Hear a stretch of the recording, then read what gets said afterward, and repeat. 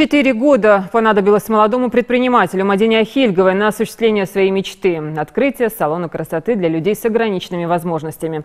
Сегодня она уже принимает в своих владениях первых клиентов. Здесь все предусмотрено для удобства посетителей – пандусы, специальные мойки, широкие дверные проемы.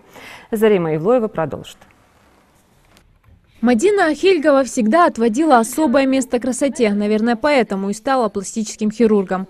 Даже после аварии, пересев в инвалидное кресло, девушка не переставала ухаживать за собой. Посещая салоны красоты, она испытывала массу неудобств. И поэтому выбирала заведение не по качеству работы мастеров, а по доступности помещения.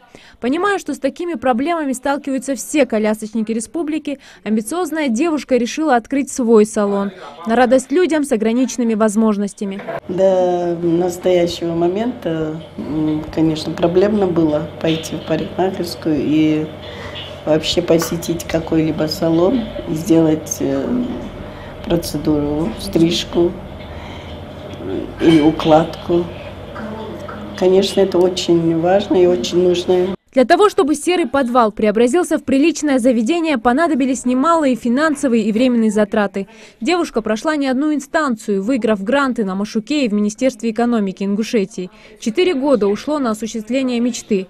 Здесь все сделано с учетом требований клиентов. Пандусы, специальные мойки, широкие дверные проемы, по-особенному расположены зеркала. Здесь находится мойка для головы с учетом для инвалидов.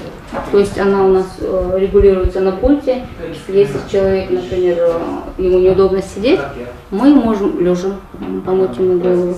В необычном салоне царит атмосфера домашнего уюта. Организаторы проекта стараются дать немобильным клиентам не только бесплатное обслуживание, но и моральную разгрузку. Директор уверяет, что в запасе всегда есть кусок торта для посетителя. И несмотря на то, что салон в первую очередь направлен на обслуживание немобильных посетителей, открыт он для всех. Мужской имиджмейкер Амир Марзаганов на вопросы о своем недуге отшучивается и разговором о своей инвалидности предпочитает обсуждение творческого подхода в своей профессии. У меня нет инвалидам особенного отношения или обращения к ним, потому что они такие же люди, как и все. А за исключением того, что я могу постричь их бесплатно. По словам директора салона, аналогов ему нет во всей России. И этой идеей уже заинтересовались не только федеральные СМИ, но и мэрия города Москвы, которая, возможно, в скором времени будет перенимать опыт. Очень надеюсь, что наш пример послужит и для других городов, потому что очень много инвалидов, которые тоже должны ухаживать за собой. Мы часто выезжаем на мероприятия, участвуем во всех конкурсах. И поэтому нам тоже хочется выглядеть красивыми, ухоженными. Мадина Ахильгова не собирается останавливаться на достигнутом. Следующей ступенькой проекта станет кабинет УЗИ, в котором будут бесплатное обслуживание и все удобства для инвалидов-колясочников.